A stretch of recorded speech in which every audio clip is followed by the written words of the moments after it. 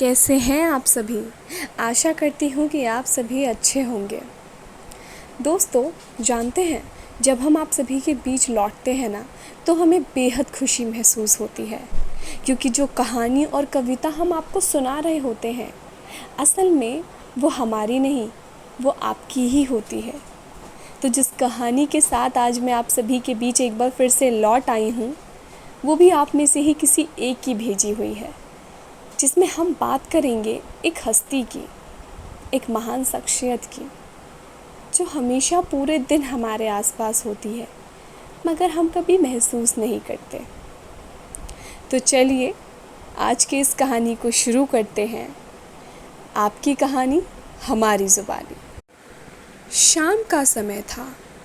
आसमान डूबते सूरज के रंग से रंग गया था और बच्चे पार्क में खेल रहे थे कि तभी रिया ने शीतल मैडम से पूछा, मैम, ये बच्चे कितने खुश लग रहे हैं, इनके साथ ये कौन है? रिया उंगली दिखाते हुए पूछती है।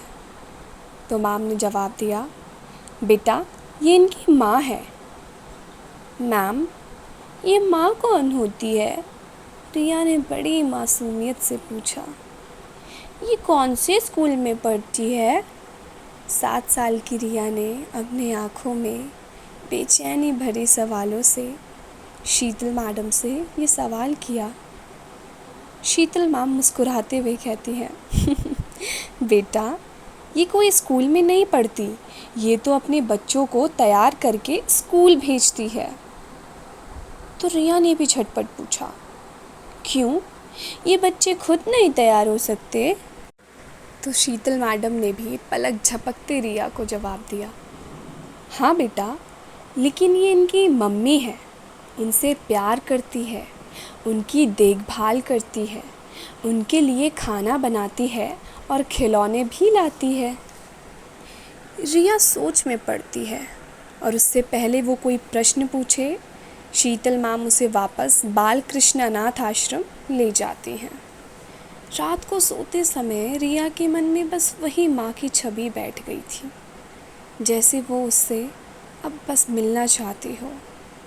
एक बार अपने मन के सारे सवाल माँ से पूछना चाहती हो, उनको देखना चाहती हो। फिर अगले ही दिन सवेरे 9 बजे सभी बच्चे आश्रम में नाश्ता कर रहे होते हैं कि इतने में एक औरत आश्रम में खिलौने डोनेट करने आती है। रिया उस औरत के पास दौड़ कर जाती है और मासूम भरी नज़रों से एक गहरा सा सवाल पूछती है, आप माँ हो ना? भले ये वाक्य छोटा हो, मगर उसमें दर्द और गहराई साफ साफ नज़र आ रही थी। हम सभी के लिए आप खिलौने लाई हो? वो औरत हंसते हुए रिया का गाल प्यार से खींचती हुई कहती है, यू आर सो क्यूट बेटा। शीतल मैम उस औरत से खिलौने लेती है और उन्हें बाय बोलकर रिया के पास आती है। रिया बेटा, वो तुम्हारी माँ नहीं है, वो तो बस यहाँ खिलौने देने आई थी। शीतल मैम रिया को समझाते हुए उसे समझाती हैं, मगर अब रिया समझने ही कहाँ वाली थी, क्योंकि माँ की छवि जो मन में बैठ गई थी। झटपट रिया खड़ी होकर पूछ देती है, आपने ही तो कहा था कि माँ खिलौने लाती है, तो वो मेरी, नियति, राधा, श्वेता, हम सबकी माँ ही तो है ना? रिया मुँह फुलाकर कहती है, मैम, आपने ही तो कल शाम को कहा था ना, अब आप ही कह रहे हो कि वो हमारी माँ नहीं है। शीतल माँ मुस्कुराते हुए रिया के सभी सवालों को समझ रही थी। आखिर रिया बच्ची ही तो थी। बेटा, वो तुम्हारी या तुम्हारे दोस्तों की माँ नहीं है, वो तो अपने बच्चों की माँ है। शीतल मैम रिया का हाथ पकड़कर उसके पास बैठती हैं। तभी रिया अपने हाथों पर से मैम का हाथ उठाते पूछती है, तो मैडम, मेरी माँ कौन है? शीतल मैम के पास रिया के पूछे हर सवालों का अभी तक जवाब था। जैसे तैसे वो रिया को बस समझाई जा रही थी, मगर जब रिया ने ये सवाल पूछा कि मेरी माँ कौन है, तो मैम निशब्द थी। क्या समझाती वो उस छोटी सी नादान बच्ची को कि आज वो इस आश्रम में क्यों है। मगर फिर भी शीतल मैडम ने एक लंबी सांस ली, अपनी आँखों को बंद किया और शीतल को मुस्कुराते हुए बोला, रिया बेटा ऐसे ज़िद नहीं करते, और देखो कितना टाइम हो गया है ना, चलो क्लास के लिए लेट हो रहा है। तुम्हें नहीं जल्दी जाके क्लास में बैठना है, तुम्हारा फेवरेट कार्टून स्टार्ट होने वाला है, सब लोग देख लेंगे और तुम पीछे रह जाओगी, चलो चलो। भले ही शीतल मैम ने इन सब बातों में रिया को उलझा कर उसके मन को बहला दिया था, मगर वो भी जानती थी कि ये तो बस थोड़ी देर के लिए ही था। रिया दोबारा वो सवाल फिर करेगी। शीतल रिया का हाथ पकड़कर उसे आश्रम के क्लास में लेकर जाती हैं, जहाँ सभी बच्चे अलग अलग विषय सीखते हैं। कुछ दिन बीत जाते हैं, लेकिन रिया कोई ना कोई सवाल मैम से पूछती ही रहती है। उसके मन में से ये बात मानो जाने का नाम ही नहीं ले रही थी। शीतल मैम भी कोई ना कोई बहाना बनाकर उसके सवाल को टाल देती, या फिर कुछ ना कुछ ऐसी चीज़ें उसे बताकर उसका मन थोड़ी देर के लिए बहला देती थी। फिर एक दिन मदर्स डे का दिन आया। आश्रम में एक औरत आई जिसे एक बच्चा अडॉप्ट करना था। वो शीतल मैम के पास जाकर अपनी सारी डिटेल्स बताती हैं और अडॉप्शन प्रोसेस के बारे में डिस्कस करती हैं कि उसे एक लड़की अडॉप्ट करना है। वो औरत शीतल मैम के पास जाकर उनसे बात करती है, मैम 5 साल हो गए, मुझे अभी तक एक भी बच्चा नहीं हुआ। मेरे पति भी काम के सिलसिले में दूर अमेरिका रहते हैं और मैं पूरा दिन ऐसी अकेली रहती हूँ। घुट के जीती रहती हूँ कि काश अगर आज मेरी भी एक बच्ची होती तो मैं उसके साथ पूरा दिन हंसी खुशी गुजार लेती। मुझे हमेशा से एक लड़की चाहिए थी जिसे मैं गुड़िया की जैसे तैयार कर सकूँ, उसके साथ खेल सकूँ, उससे बातें कर सकूँ, उसे रोज़ स्कूल लेके जाऊँ, रोज़ स्कूल से लेकर आऊँ। सचमुच शीतल मैम, आप काफ़ी लकी हैं जो आपकी इतनी सारी बच्चियाँ हैं। जब शीतल ने ये सब बातें सुनी तो वो मुस्कुराने लगी और मानो जैसे वो समझ गई थी कि अब उन्हें क्या करने वाली हैं। वो जो भी करने वाली थी वो बहुत ही अच्छा प्रूफ होता सबके लिए। शीतल भी झटपट बोल पड़ी, तुम भी जल्दी लकी हो जाओगी, हमारे आश्रम से तुम्हारे लिए एक नन्ही परी तुम्हें ज़रूर मिलेगी।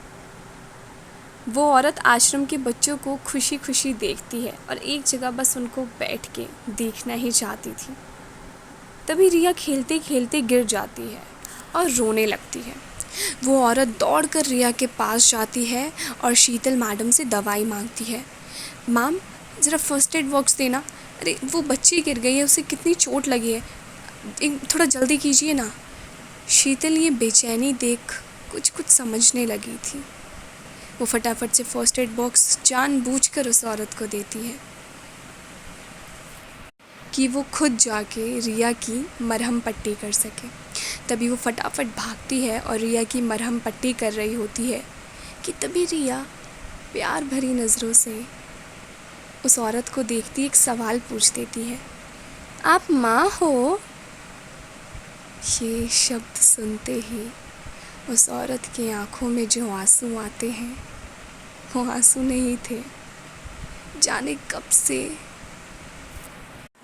कितने सालों से वो इंतज़ार कर रही थी कि आंसू कब बहें और ये शब्द कब सुनने को मिले।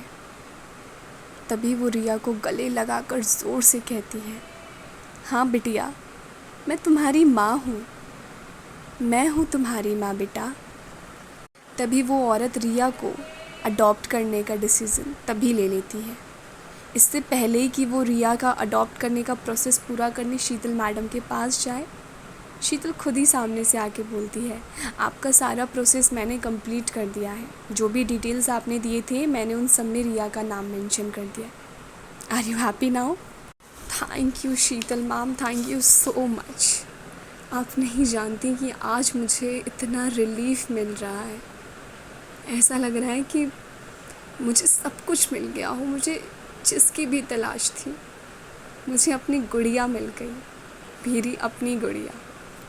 तभी गुड़िया शब्द सुनते छोटी सी रिया प्यारा सा सवाल पूछ देती है, अगर आप मेरी माँ हो तो आप मुझे खिलौने दिलवाओगी ना? बहुत सारे खिलौने दिलवाओगी ना? मुझे घुमाने ले जाओगी ना? तभी वो औरत हंसते हुए कहती है, हाँ बिट्टू, एक माँ सब कुछ करती है, सिर्फ खिलौने दिलवाऊंगी नहीं, उनके साथ तुम्हारे साथ खेलूंगी, तुम्हें तैयार करूंगी, तुम्हें प्यार करूंगी, तुम्हें पढ़ाऊंगी, ठीक ना? तभी रिया पूछ देती है, अगर आप ये सब करती तो आप पहले क्यों नहीं आती? आप मुझे यहाँ से पहले क्यों नहीं लेने आई माँ? तभी वो नीचे बैठ जाती है और रिया को ज़ोर से गले लगाकर उसके माथे पर चूमती कहती है, बेटा, मुझे पता नहीं था ना कि तुम मुझे ऐसे मिलोगी। अब तुम मुझे मिल गई ना, बस और कुछ नहीं चाहिए। अब चले घर। ये छोटी छोटी कहानियाँ जाने हम सबके मन को कितना सुकून देती हैं, बेचैन से दिल को चैन देती हैं। तो आप लोगों ने जब ये कहानी सुनी तो आशा करती हूँ कि आप सभी को भी कहीं ना कहीं छोटी ही सही मगर खुशी का आभास ज़रूर ही हुआ होगा और पता ही चल गया होगा कि हम किन हस्ती की बात कर रहे हैं, है ना? माँ। माँ है वो हस्ती जो पूरा दिन हमारे आसपास होती है, पूरा दिन हमारी फ़िक्र करती है, हमारे लिए खाना बनाती है, चिंता करती है, पूछती है, रोती है, हंसती है, सब कुछ करती है। मगर एक हम हैं कि ध्यान ही नहीं देते। और वहीं रिया को देख लीजिए, 7 साल की बच्ची, बस एक ही सवाल, आप माँ हो।